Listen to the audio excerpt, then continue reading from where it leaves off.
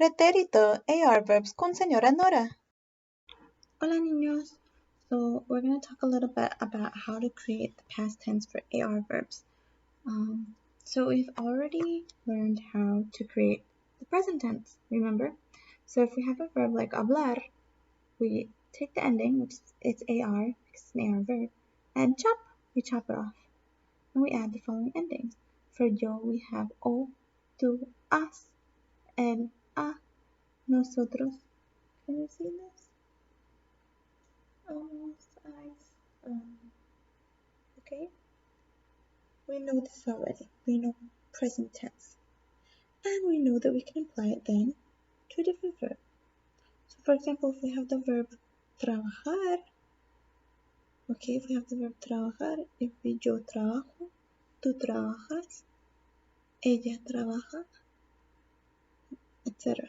Okay? So we just apply the same endings.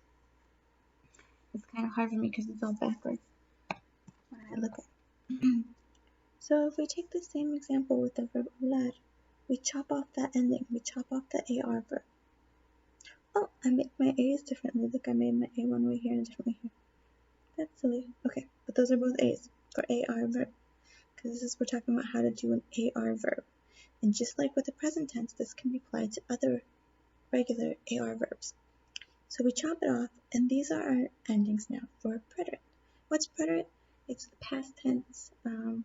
We'll learn a couple other past tense, but it's the past tense that happened. Like if I say I went to the store, or I did my homework last night, or I ate a pizza. Okay?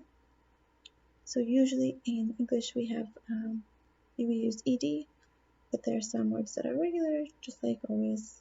In every case we're going to have regular. So let's talk about regular AR verbs. Okay? So this would hablar means to speak. This would be like I spoke. So yesterday I spoke with my best friend on Skype. Okay, we'll come back to that example in a second. So we have yo goes with a, tú, haste, él, ella, usted, o, nosotros hamos, and ellos haron. Okay, so I'll give you a second or just pause the video so you can write these down. So in my example where I said I spoke with my friend yesterday, this would be I spoke with my friend, it would be yo. But since it's Spanish and we have different endings for every subject, we don't need to include yo. We can take the subject out of the sentence. So we could say what? Hablé. Hablé con mi mejor amigo or con mi mejor amiga ayer. Ayer means yesterday. Or you could say ayer hablé con mi mejor amigo. Yesterday I spoke with my best friend. Okay? How would you say yesterday? Yesterday you spoke with your best friend? You could say ayer tú hablaste con tu mejor amigo? Or you could take out the two since it's not necessary in Spanish. Ayer hablaste con tu mejor amigo? Or you could say hablaste con tu mejor amigo ayer? How did we get hablaste? Because we chopped off the AR and we added up haste. In this case, we're assuming we're using tú talking to a peer. Now, if you were talking to me and you wanted to say, Senora, did you speak with your best friend yesterday? Which one would you use? Probably the respectful thing to do, and what happens in most Latin American countries, is we use usted. So that would fall under this category. So how could you pop that ending on? Remember, chop, pop, and speak. Chop off the ending, pop on a new one, and speak. So you would say, ¿Usted habló con tu mejor amigo ayer? Or you could take out the usted because it's not necessary in Spanish once again.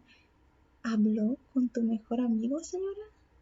¿Habló con tu mejor amigo ayer? What is ayer again? It's spelled A-Y-E-R, ayer. You want me to write it out? Let's write it out. Ayer. It means yesterday. Okay? So that's how you form this kind of preterite past tense. In Spanish, preterito. Okay? In Spanish. For AR verbs.